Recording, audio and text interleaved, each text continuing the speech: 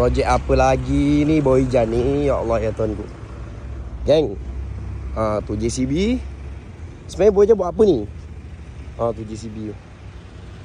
Kalau korang nak tahu, masa Boy Jan masuk dekat gudang ni, kalau korang parking je kereta, dia terbenam lah. Kat kawasan sini terbenam. Dia macam lembik kat sini.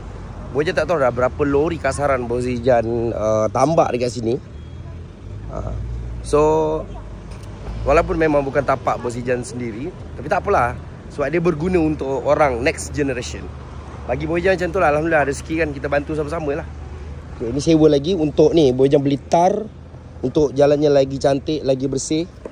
Sebab geng, Boy Jan bukan berplanning untuk lama betul dekat gudang ni. Sebab Boy Jan kan ada showroom lain, dan juga ada tanah-tanah yang memang akan didirikan showroom. So okay, ini salah satu landscape yang tim Boy Jan buat.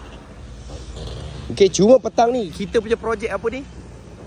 Kita nak terjun ke dalam, kita nak gerogoh ikan talapia. Ada juga ikan betutu. Dan satu lagi geng, ada tak mana-mana orang yang ada benih ikan betutu dengan bujuk, ataupun apa namanya, puyuh. Boy Jan nak belilah geng, sebab talapia merah. Boy Jan tanya dekat media sosial, boleh. Rupanya tak boleh lah geng, perikanan datang tadi. Tapi Alhamdulillah dia cakap gerogoh, maksudnya tangkap. Sebenarnya Boy Jan dengan tim Boy Jan semalam baru lepas. Malam tadi Boy Jan dah jala, dah excited nak. Alah, biasalah budak kampung. Okay, dia macam ni geng. Okay, bersihkan. Ini Boy Jan bersihkan sikit je lah. Okay, bersihkan sikit. Dia macam tu kan, dia tak ada apa-apa. So bersihkan sikit supaya air boleh senang nak tembus ke sana. Dia parit ni kering, tak ada apa. Parit ni memang kering, tak ada apa, memang tak ada air. So Boy Jan sewakan JCB, tengok ni. Boy Jan bersihkan, Boy Jan cucikan. Ni Boy Jan cucikan sampai sana sendiri. Keliling Boy Jan cucikan sekali paritan ni. Sebab yelah, kau tengok semaknya tinggi pagar. Semak dia ni tinggi pagar, korang boleh tengok tu.